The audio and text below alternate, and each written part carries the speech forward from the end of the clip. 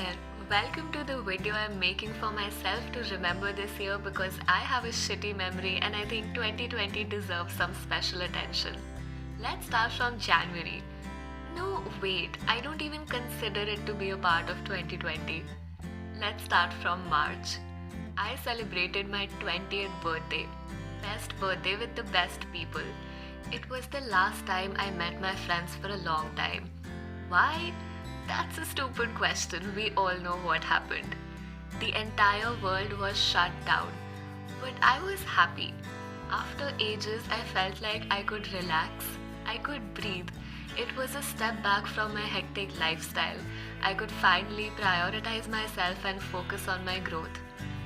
I read Becoming by Michelle Obama, cooked McDonald's breakfast menu, and House Party became the new hangout place. It all felt good. And suddenly it was May. I decided to make an Instagram page, a place to showcase my creativity. My entire month just flew by sitting in front of the camera clicking pictures. June and July are a blur. It was a weird period of confusion. Being a person who plans her entire week every Sunday night, seeing that this year wasn't going according to my plan made me anxious. Everything felt so uncertain.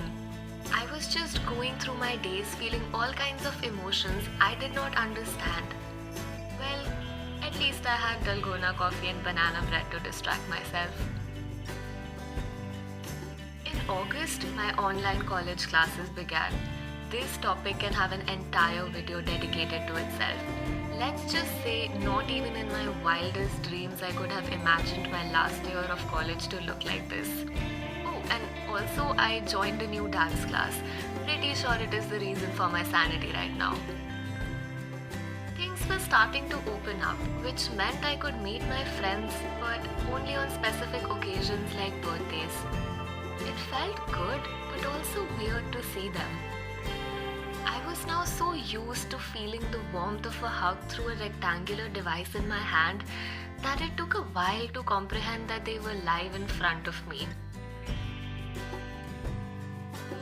September was kind of an eye-opener. I realized that my notion of productivity is equal to happiness was a lie.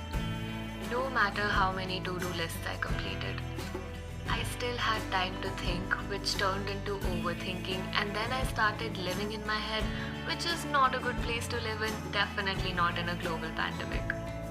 I knew I was slipping into a place where I was 5 years ago, but I did not know how to stop myself. Every bit of independence, everything that I had learned, all the fears that I overcame was for nothing. I was back at square one. I felt angry, scared, and sad all at once. I was feeling disconnected from my friends, family, even dance. For months, I had not played a song and just moved to it like I used to. And considering how I sucked at expressing myself, I felt lonely.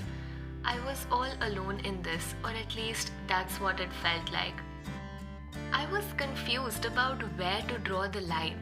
Is it still okay to use this pandemic as a reason to feel a certain way or accept that this is the new normal, as people call it? I still don't know the answer to that. The last 3 months are perfectly blended. I can't differentiate. I wanted to have some kind of change in my environment, to which my solution was to redecorate my room. With that, I don't know what happened, but something flipped in my head. My mind started flooding with these sudden realizations. My definition of happiness changed.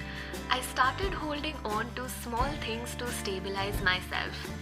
Enjoying every inch of sunlight and fresh air I got, expanding my collection of cups, making myself a cup of coffee was the highlight of my day. And I can proudly say that I have mastered the art of making a good cup of coffee. I have to allow myself to feel all the emotions. It's okay to feel sad or anxious because the more I try to get rid of it, the more it will creep onto me. It gets worse before it gets better. So now I let it all in. I can feel a certain way for 2 hours, 2 days, or 2 weeks, and it is okay.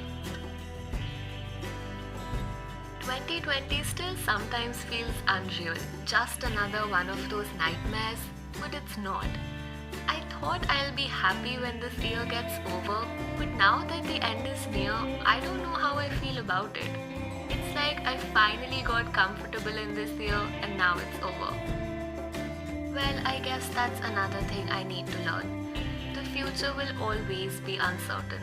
Living in a pandemic or not, I have to learn how to embrace change, take risks, and start living in the moment. It's hard to believe that I am saying this, but if I look back on this entire year, it was a good year. I feel closer to my friends and family more than ever.